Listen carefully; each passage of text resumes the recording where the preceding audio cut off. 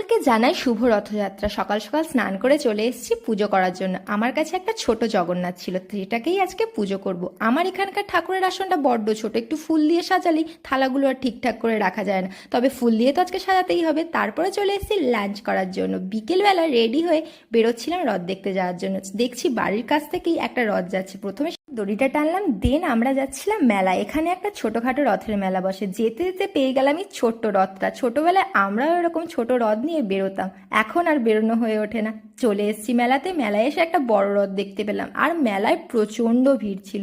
এই যে মাটির ভাঁড়, ছোটবেলায় কিন্তু রথের মেলায় প্রত্যেক বছর একটা করে মাটির ভাঁড় কিনতাম, আর রথের মেলা মানেই তো পাঁপড় ভাজা। তারপরে চলে এসেছি পাপড়ি চাট খাওয়ার জন্য। পাপড়ি চাটে কেন জানি না এত ঘুগনি দিয়েছে।